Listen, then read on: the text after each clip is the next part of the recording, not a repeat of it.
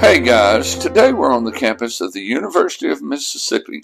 I was going to try to put together a video that talked about the riot that happened here on September the 30th and October 1st, 1962. But that is such a multi-layered topic that I think I'll just show you a few of the sites, and then we'll visit the statue that honors the man that integrated the institutions of higher learning in the state of Mississippi. On September the 30th, the area you're looking at would have been filled with a couple thousand riders, and the Lyceum building you're looking at now would have been surrounded by federal marshals. This museum display represents the scene at Ole Miss in the early morning of October 1st, 1962, after the battle between the federal marshals and the Army troops on one side and the mob and some students on the other. You're looking at bricks, chunks of concrete, a Molotov cocktail, tear gas, and smoke grenades. I just can't imagine what that event must have been like. All of these artifacts were found out in the circle in the area that you've been looking at for the last little bit. There's even a sniper located on that building taking shots at the federal marshals who were surrounding the Lyceum you're looking at now.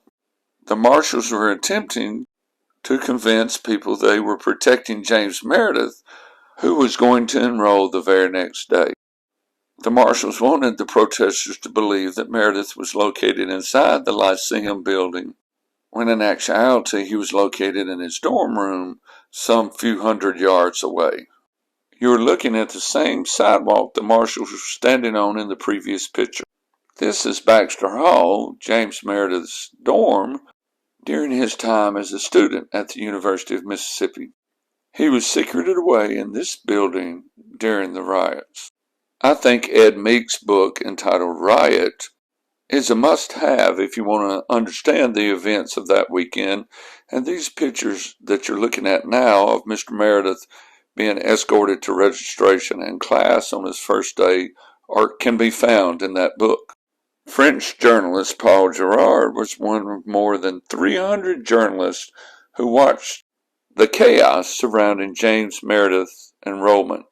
Girard was killed around 9 o'clock on the night of September the 30th, and his killer was never identified. He is also the only journalist known to have lost his life covering the stories of the civil rights era. The bench in this sign memorializes Girard's sacrifice, and it also pays tribute to the journalists who covered the Meredith crisis. Ray Gunter, a local Oxford jukebox repairman who was at the riot as an onlooker, also lost his life that night. He was 23 years old, and his killer was never identified either. If you look rather closely, you can see a hole just to the top left of the door frame of the front door of the Lyceum. This hole was made the night of the riots.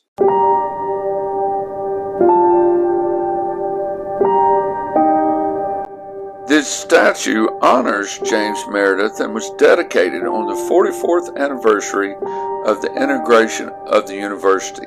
It was dedicated on October 1st, 2006. Somewhere around 1,500 people attended the dedication ceremony. This ceremony featured a keynote speech from U.S. Representative John Lewis. Lewis said, "With the unveiling of this monument, we free ourselves from the chains of a difficult past. Today we can celebrate the birth of a new South and a new America that is more free, more fair, and more just than ever before." Actor Morgan Freeman, also a native Mississippian, was at the dedication ceremony as well. Mr. Meredith is walking toward a 17-foot tall limestone portal which has the words courage, knowledge, opportunity, and perseverance inscribed along the top.